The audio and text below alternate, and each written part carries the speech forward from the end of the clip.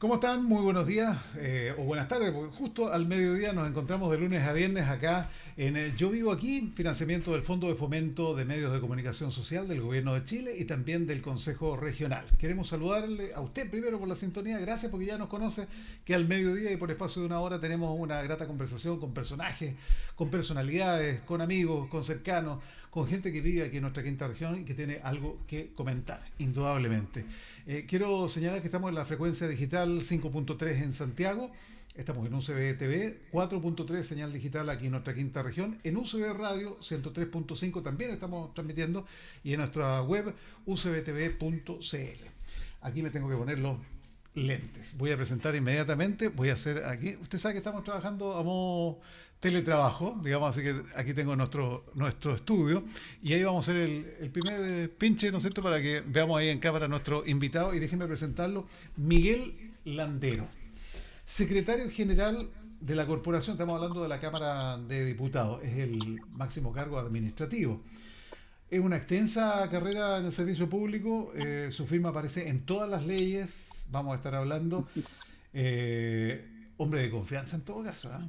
Sí, pues lo cogieron por unanimidad en la votación secreta. Eso fue en el 2013, ¿no es cierto? Hola, ¿qué tal? Gracias por estar con nosotros en esta Hola, ¿qué conversa, tal? amigo mío. Hola, ¿qué tal? Gusto de estar que me hayas invitado a conocer un poco más de lo que hacemos. Exactamente. Entonces, desde el 2013, ¿no es cierto? 2013 es Sí, la... soy secretario general desde abril del 2013. Perfecto. Oye, Miguel, hagamos un poquito de historia. Tú naces allá en Punta Arenas. Ellos, o sea, ustedes, digamos, porque te sientes obviamente con la camiseta puesta, pero en Punta Arenas a esta hora hay una hora más. O sea, son Así es. pasadita la 1 de la tarde allá en Punta Arenas y ya que estamos llegando también con nuestra señal web a todo Chile y al mundo, le mandamos mucho cariño a Punta Arenas. De ahí te vienes, ¿cuándo te vienes y estudias en la Universidad de Valparaíso? Tú eres abogado. Sí, soy abogado. Mi padre era marino y, bueno, cuando lo trasladaron hace muchos años atrás, primero a Talcahuano y después a Valparaíso, decidió mi familia radicarse en la ciudad de Valparaíso. Así que estudié acá eh, y de Punta Arenas, bueno, tengo el cariño y el recuerdo. Exactamente. Oye, digamos, no se ha cambiado ya la hora, ¿no es cierto? Definitivamente no hay, siempre hay una distancia de una hora y cuando nosotros cambiamos quedamos al mismo Claro. nivel, digamos, ¿ah? Sí, en este minuto Punta Arenas tiene la misma hora normal del uso horario de Chile y nosotros adelantamos, atrasamos según la estación. Exacto. Oye, Miguel, bueno, me han contado por ahí que eres una persona sumamente ocupada, que estás prácticamente... Tú abres la Cámara de Diputados, bueno, el Congreso, digamos, tienes muchas actividades y después también hasta largas horas de la noche, conversaciones telefónicas. Me imagino que es una extenuante jornada laboral, Miguel. Bueno, lo que pasa es que los parlamentarios funcionan, aunque muchas veces se les critica que no trabajan poco, pero la verdad que los parlamentarios trabajan 7 días a la semana, 24 horas. Lo que pasa es que no todas son en la sala de sesiones de la Cámara de Diputados o en las comisiones, sino que ellos hacen mucho trabajo distrital. Trabajo con la ciudadanía a distintos niveles, porque si no, sencillamente la ciudadanía no los reelige tan simple como eso. Claro. Aquí siempre hay una disyuntiva ¿Mm? entre cuánto le dedico al distrito y cuánto le dedico al Congreso. Claro. Han habido excelentes parlamentarios como Sergio Pieta y como otros más, podría una larga nómina, de que cuando fueron pocos sus distritos dejaron de ser parlamentarios porque la gente quiere Exacto. tenerlo acá. Entonces, es un problema. Esa es la dicotomía, ¿no es cierto? Porque tienen que estar en el terreno, tienen que estar con su... Así ¿ah? es. Así es. Bueno, tiene que existir esa cercanía. Bueno, pero se trabaja de todas maneras y para eso hay días, ¿no es cierto?, donde ellos Sí, dedican el normalmente, contacto directo. sí. No, mira, normalmente en Valparaíso están martes, miércoles y jueves. ¿Mm? Y en los días lunes, bueno, ahora estamos los días lunes también en Valparaíso, pero normalmente las actividades son en Santiago. Ujú.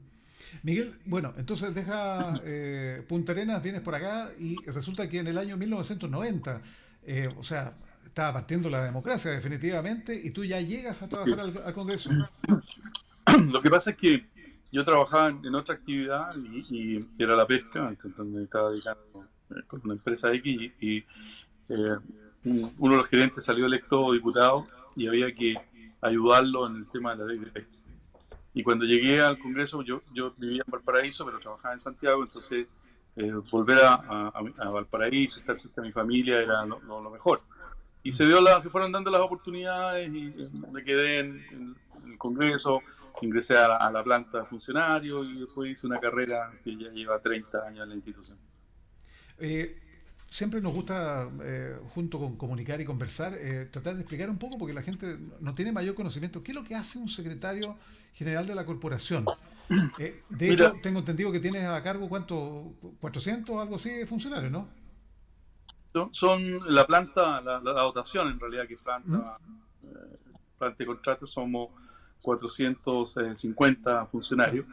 Y después tenemos en lo que es la planta no funcionaria, sino que la planta de trabajadores de los parlamentarios, alrededor de 1000 personas de Arica a Punta Arenas. Todos, unos son contratados por mí a través del Código del Trabajo, ¿no es cierto?, a propuesta de los parlamentarios, y los demás son por vía concurso público o concurso de antecedentes, depende del caso, para ingresar a la planta del Congreso. Mm. ¿Cómo es trabajar Mira esta gente. allá en el Congreso con esta actividad diaria, al día a día, con los diputados, con las diputadas? De hecho, ha cambiado tanto todo, ¿no? El escenario, cuando tú llegas en un momento, cuando está iniciándose, instaurándose la democracia en nuestro país, llegas al Congreso en Valparaíso.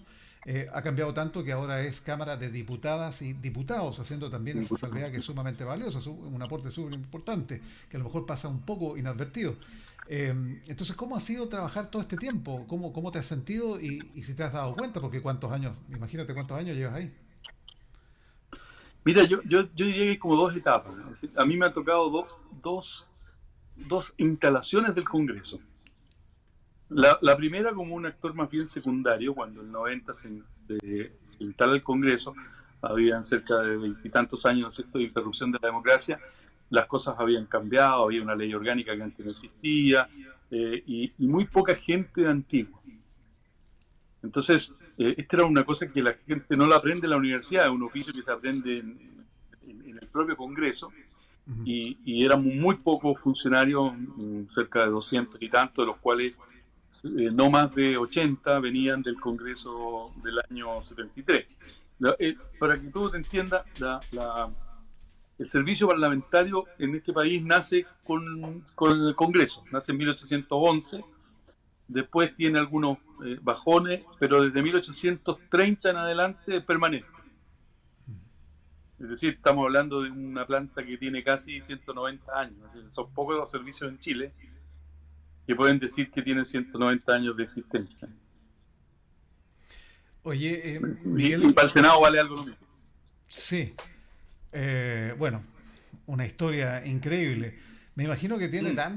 tanto. ¿Has pensado en escribir un libro así definitivamente con todas las anécdotas, con todas las cosas sabrosas que pasan ahí? Mira, tengo dos cosas, ¿no? Lo primero es que eh, sí voy a escribir cuando me jubile. Yo espero jubilarme cuando cumpla la edad legal, ¿no es cierto? Tengo 61 años, todavía me falta algún poco. Pero escribir un poco del Congreso, de las prácticas, sobre el Congreso mismo. Se ha escrito poco. Sí. Yo te diría que en los últimos años solamente hay algo de Jorge Pérez por ahí, hay una cosa de Brofman, de la Católica, de Soto y de Pablo Urquiza, que hizo una especie de manual del Congreso. Pero si tú lo comparas con las lecturas o con los antecedentes que habían en la Constitución del 33 o hasta yo te diría, principios del siglo XX, es muy poco. Es decir, había muchos textos sobre prácticas parlamentarias. El último libro importante, yo te diría así, a fondo del Congreso, se escribió en 1910, es decir, con la Constitución del 33. Imagínate. Y después de eso, prácticamente no se ha escrito. Un dato, mira, un autor, Carlos Andrade de Gershwin, escribió sobre las comisiones en el año 46 y no se ha escrito más sobre las comisiones parlamentarias. Ni una palabra, nada. Sí. A lo mejor lo que busca uno también, y sobre todo en estos tiempos, es las relaciones. en lo sabroso, no sé si el comidillo, pero los dimes y diretes, las cosas que son sabrosas también y que tienen que estar presentes en todo ámbito y también allá en el Congreso, ¿no? Se cuentan muchas anécdotas. A mí, yo voy a contar dos porque una me tocó vivirla y la otra no directamente. A ver. Mario Palestro, que fue un secretario, un diputado del Partido Socialista por San Miguel, famoso, ¿cierto? Tiene dos anécdotas que a mí son geniales. Una que no la vi yo, pero me la contaron y además tuve el placer de conocer a Mario. Así que te la puedo contar. Era que en un discurso que estaba muy encendido, dice, bueno, y si no aprobamos esto, nos va a caer la espada de Pericle. Entonces viene un parlamentario de otro sector político y le dice, la espada de Damocles es ignorante. ¿Ah? Entonces viene y dice Mario Palestro, bueno, ¿y acaso Pericle no podía tener espada si Pericle era militar? Risa. Y la que me tocó ver a mí, porque la presencié, estaba Mario, esto ya fue en el Congreso del 90, Mario estaba haciendo un discurso y había un diputado de Renovación Nacional, Juanito Taladriz, que en paz descanse, murió hace muy poco tiempo atrás, y Juanito le decía, cállate ignorante, le gritaban, bueno, y lo llamaban al orden, por supuesto. Y ya cuando Mario se choreó, le dice, ¿qué me vienes a decir, ignorante, tú, que para hacer la O te tienes que dar la vuelta en un tambor? Imagínate, quedó la risa.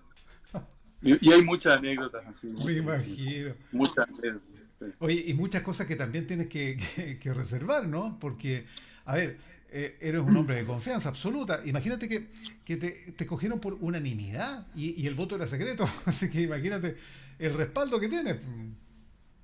Sí, lo que pasa es que se dieron muchas circunstancias. En esto siempre hay un mentor. Yo tuve un mentor que fue el anterior secretario de la Cámara, anterior a mí, no directo, porque hubo otro compañero del cual también aprendí mucho, de Álvarez, pero yo fui de alguna manera aleccionado por Carlos Loyola, que fue un gran secretario de la Cámara, tuvo 18 años. Es casi de los funcionarios de la Cámara que más tiempo ha estado, creo que es el segundo. Hay otro señor en los años 40 que estuvo un par de meses más que él. Yeah. Y él tenía mucha experiencia porque había estado en el Congreso en 73, anterior al 73. Después trabajó en los servicios parlamentarios de la Junta de Gobierno porque quiero decirte que el servicio parlamentario continuó prestando funciones durante la dictadura en los servicios de la Junta de Gobierno, que era el órgano legislativo.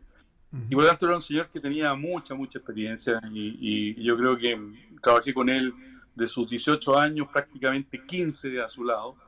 Y por lo tanto eso me ayuda mucho. Miguel, ahora, claro, con todos estos años me imagino que han habido momentos complicados, que no es fácil aunar criterios, llegar a acuerdos y sobre todo vincular, porque aquí hay posiciones muy claras, de repente la oposición, el oficialismo y las distancias se van expandiendo, va creciendo. ¿Cómo se gesticula, cómo se articula, cómo se logra convencer? Porque se trata de que todo marche, digamos, y todo camine bien. Eso, si tienes ese secreto, ¿cuál es, digamos? ¿Y cuál es el momento más complicado que te ha tocado? Mira, yo te diría que hay dos cosas. Lo primero es que siempre al final del día la cordura prima. Yo te voy a poner un ejemplo de hoy día. Tuviste toda la discusión del retiro del 10%. Por supuesto. Y creo que todo el mundo tenía elementos para decir que estaba bien y que estaba mal.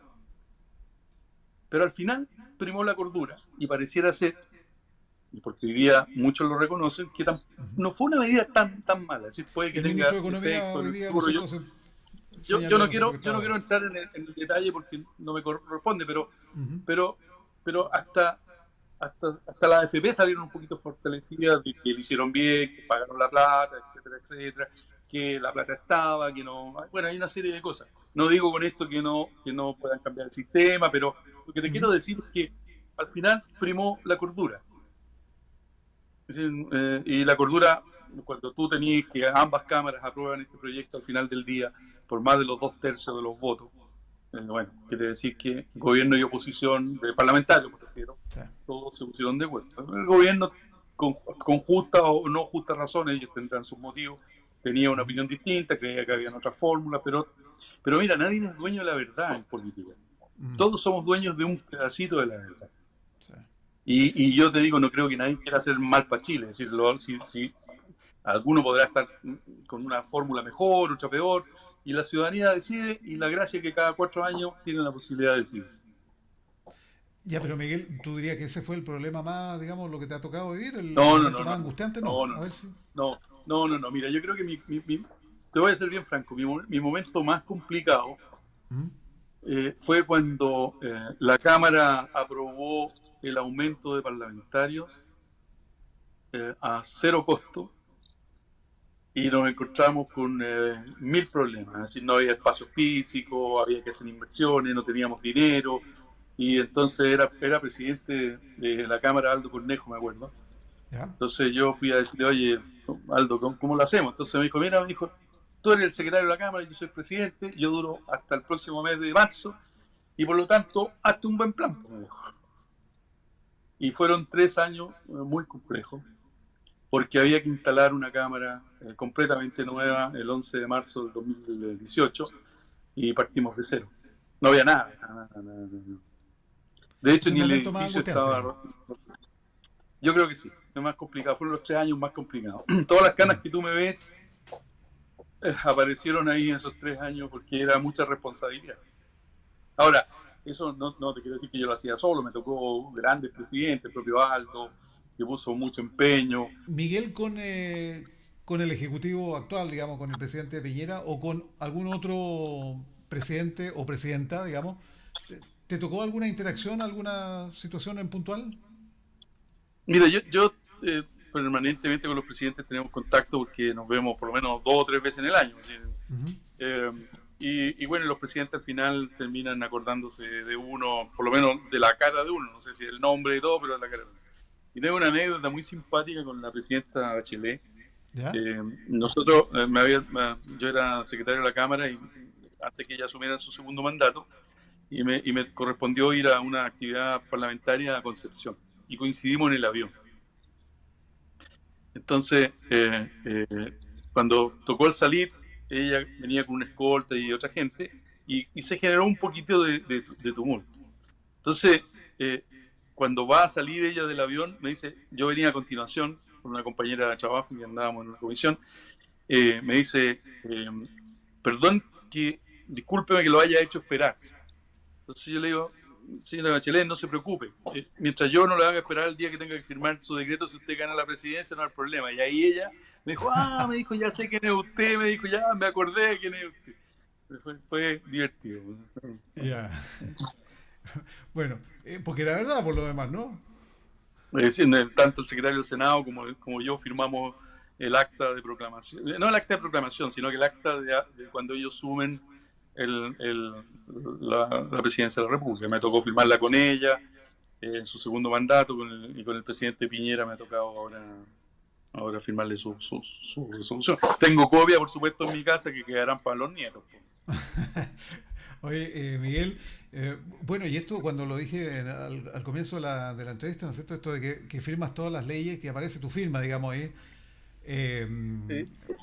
es parte de tu actividad, de tu labor, ¿no? Sí, claro, sí, todo. Las reformas constitucionales, todas. El oficio que va a la presidencia de la República y que después va con el decreto promulgatorio a la Contraloría General de la República. Ya, pero ¿estás consciente de lo que significa, del peso que tiene eso de todas maneras? Porque ya en algún momento tú algo esbozaste, ¿no? Te vas a retirar del Congreso, que se dio de esta actividad. Pero oye, estás ahí con la firma. ¿Qué dicen tus hijos? Tengo entendido que hay 2 abogados, ¿no? Sí, mis 2 hijas son abogadas. Es que mira, la verdad que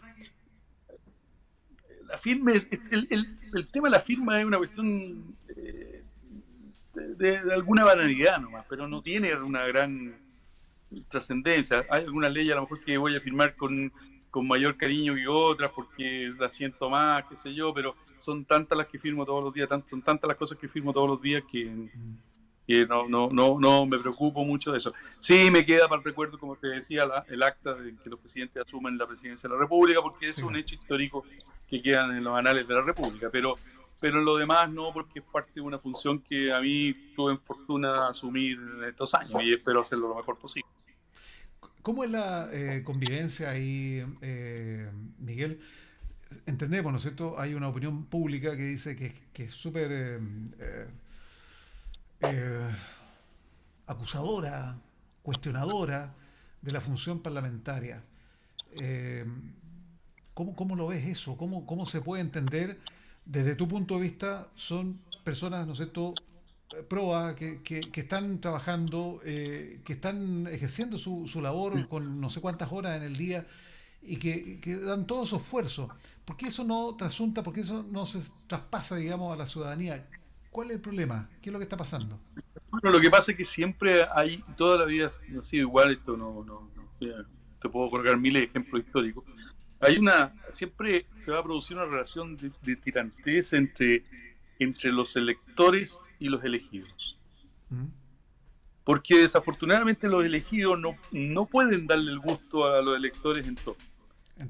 Los representan y por lo tanto al representarlo, ¿no es cierto? Siempre va a haber alguno que esté disconforme con lo que los parlamentarios hacen. Hay varias cosas que influyen en esto. Uno es la falta de atribuciones que los diputados tienen en materia legislativa, en un montón de materias en las cuales no tienen iniciativa parlamentaria. Y por lo tanto eso es un poco frustrante, porque cuando ellos quieren hacer un determinado cambio importante necesitan del concurso del presidente de la República, porque son atribuciones de ella. Y casi todas las cosas tienen gasto, las cosas importantes, y los parlamentarios no tienen posibilidades, ¿no es cierto?, de decretar gasto. Y eso genera dificultades. Entonces, eso es uno. Segundo, lo que hacemos es abstracto. No es como el alcalde que hace una calle, que, ¿no es cierto?, pavimenta un sector de un cerro de Valparaíso, hace una cosa comunitaria, más tangible, nosotros hacemos leyes que no las ve nadie, que ni siquiera las promulgamos nosotros porque nos sacamos. Mira, te voy a decir que la ley chilena más importante, porque ha sido copiada en muchas partes del mundo, es la ley de etiquetados. Que tú donde vayas a ver ¿no es cierto?, los triangulitos nuestros. Ajá. Te quiero decir que con suerte invitaron a Guido Girardi a la promulgación de la ley durante el gobierno donde se promulgó esa ley. Porque el ministro de Economía del entonces parece que no quería mucho el proyecto. Y te estoy hablando del mismo grupo político. Mira. Y es la ley chilena, yo te diría, una de las leyes más importantes que se ha copiado en otras partes del mundo. Ya, pero entendamos también que hay un cambio en la ciudadanía, en la mentalidad, ¿no es cierto?, en este empoderamiento que se habla tanto, que también es como súper cuestionadora, que te está exigiendo y que quiere los cambios rápidos. Aquí hay un proceso legal desde de un proyecto, ¿no es cierto?, de una moción parlamentaria, qué sé yo, pero no es rápido. Entonces, también hay una ciudadanía que quiere las cosas rápido. Sí, lo que pasa es que hoy día el Congreso tiene la oportunidad de hacer una revisión de sus procedimientos, de las facultades y todo lo demás. La ciudadanía, mira, más allá de cuál sea la postura respecto al plebiscito, todo el mundo, tanto los que están por la prueba como por el rechazo, entienden que tienen que haber cambios. Algunos querrán a través de una convención constituyente, otros a través de un congreso constituyente, porque todas las opciones pueden ser muy válidas y democráticamente, ¿no es cierto?, el 25 de octubre lo vamos a resolver. Y dentro de las cosas que seguramente vamos a discutir en cualquiera de las instancias sea cuál es el rol del Congreso. Porque la primera cuestión que tenemos que resolver es cuál es el tipo de sistema de gobierno que queremos. ¿Vamos a seguir con el presidencialismo que tenemos? ¿O vamos a cambiar a un sistema semipresidencial? O algunos dicen semiparlamentario, ¿no? Hay que ver. Eso cambia completamente la fisonomía y las funciones del Congreso. Entonces, vamos a tener probablemente cambios importantes en la estructura, en el funcionamiento, en los procedimientos y incluso en la posibilidad del ciudadano de tener mayor control sobre sus parlamentarios, ya sea con, ¿no es cierto?, con iniciativa popular de ley, ya sea con mandato revocatorio, ya sea con mayor accountability a través de rendiciones de cuentas a sus parlamentarios. Mira, las posibilidades son muchas. Y yo creo que viene una gran discusión acerca del rol del Parlamento. Es una tarea a futuro. Miguel, ahora en tu cargo, ¿esto es vitalicio? ¿Tiene No, 8 años? ¿Cómo es eso? ¿Cómo funciona? No, mira, mientras Confiano se mantiene en el cargo el día que 78 diputados estimen que mis servicios son suficientes para mi casa. Ya. Pero yo creo que lo prudente es que cuando uno cumpla la edad de jubilar, ponga el cargo a disposición. Y que venga otro compañero mío, probablemente más capaz que yo, a hacer las cosas mucho mejor. Porque te quiero decir algo. Cuando yo llegué al Congreso, yo era mayor, no, era un año menor que el menor de los diputados, o por ahí andaba. Hoy día puedo ser el abuelo de un par. Mira. Oye, Sí. y cuando te vayas, digamos, porque en algún momento va a llegar, ¿no es cierto? El momento cuando te llevas, ¿qué es lo que vas a atesorar? ¿Qué es lo que más vas a llevarte como sensación grata, digamos, de todo tu trabajo de Mira, tantos años? yo soy muy agradecido del Congreso, del apoyo de mis compañeros. Esta cosa no se hace solo. No hay un llanero solitario que las hace todo eso, no es verdad. Hay un grupo de trabajo profesionales, todos, porque en el Congreso no trabajan personas así que vienen amigos de alguien, son gente que ha ganado sus cargos por concurso público, la mayoría vivía mucho más preparado de lo que me tocó a mí, porque las exigencias han subido, y yo creo que eso es lo primero que valorar. Que es que en la pandemia se han portado, ni te digo, la gente de informática, la secretaría, etcétera. Por darte un detalle, la gente de informática, veníamos trabajando de antes, pero en 2 semanas tuvieron un sistema de votación a distancia que se lo hemos entregado gratuitamente a otras partes del mundo. Este es un parlamento altamente tecnificado porque sus presidentes y sus dirigentes políticos invirtieron mucho en él en los años anteriores, y por eso que nosotros, la Cámara, ha seguido funcionando prácticamente de manera normal. Esto que se tenga que bajar el sueldo a parlamentarios que es tan popular, digamos, como eso que también se ponga límite a la reelección, ¿han sido factores de disputa interna, de comentarios en los pasillos? ¿O no es Mira, gran tema? al principio fueron escépticos algunos, y después fueron entendiendo que la realidad nacional exigía que todos hiciéramos esfuerzo en distinta manera, los parlamentarios a través de una reforma constitucional y algunos funcionarios a través de acuerdos internos de las corporaciones. Yo creo que el país necesita que todos demostremos que hay voluntad de hacer las cosas mejor. A nadie se le niega que uno puede ganar más, puede ganar menos. No soy yo quien decir cuál es el sueldo ideal de un parlamentario. Hay muchas cosas que se mezclan. Índices por ejemplo, que se toman de otros parlamentos, pero no se ve la realidad. Es cierto que en los índices internacionales, comparado lo que ganaba un parlamentario chileno con otros parlamentarios, podría parecer mayor. Pero hay cosas que no se consideran. Por ejemplo, en otras partes del mundo los parlamentarios tienen pensiones que se los paga el Estado con tantos periodos. En Chile eso no existe. O compatibilidad en el cargo. Yo siempre me acuerdo que el presidente del gobierno español, no voy a decir el nombre, pero era presidente del gobierno español, presidente, era diputado y además era concejal de una comuna. Y el tipo ganaba, no todo, pero unas partes de cada uno de los sueldos, los cargos. Entonces eso no se cuenta, porque solo se cuenta como el tipo gana como parlamentario. Entonces hay una serie de cosas, no quiero justificar que eso tenga que tener el sueldo de diputado alto, porque no es ese mi rol, sino que decir que cuando uno tiene que comparar, hay que comparar peras con peras, manzanas con manzanas. Y no siempre se han comparado de esa manera, sino que han sido peras con manzanas. Ahora, ¿cuánto es lo justo? Sí. No me corresponde a mí, lo hace hoy día alta dirección pública, mañana lo hará un órgano externo y eso tendrá que ver si estudiarse en... Miguel, se nos ha pasado la hora volando, nos quedan los últimos segundos, pero si pudiese tener una opinión. Vienen 7 elecciones, digamos, próximamente. ¿Estamos preparados? Yo creo que sí, este es un país que le gusta ir a las urnas. Nos encanta ir a votar. O tal vez la gente más joven un poquito menos, pero no es culpa de ellos, es culpa de nosotros. Mira, en los 90 se dejó de hacer educación cívica y mucha gente se siente un poco defraudada de todo. Pero si tú le preguntas si cambiaría el sistema político, a nadie se le ocurre cambiar el sistema, ni monarquía, ni otra dictadura, ni nada por el estilo. Sí. Y los que se someten a la voluntad popular saben cuáles son las reglas, que es algo que los van a criticar y que es como, no sé, pues como animador de un programa, te baja el rating y bueno, se acabó el programa. O sea, la política es más o menos parecida. Miguel, te quiero agradecer estos minutos. Muy fluyó, ¿no es cierto? Absolutamente. Nos encantaría recorrer tantas cosas de esos recovecos que existen en los pasillos ahí del Congreso aquí en Valparaíso. Me imagino que hay bóveda, que está ahí toda la historia, que están los archivos, ¿no? Si tenemos tanto que conversar, a ver si en una próxima continuamos, Miguel. Te pasaste.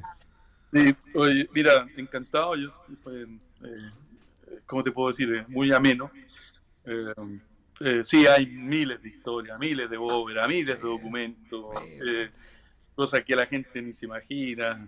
De repente nosotros estamos tratando de tener un museo, sería ideal en algún minuto, para que la gente pueda ver la firma de O'Higgins, no sé, está el testamento de O'Higgins en la Cámara, está también actos de Balmaceda, de una serie de presidentes de la República, está parte de la historia de Chile para bien y para mal, así, con todas sus luces y sus oscuridades como tienen todos los países.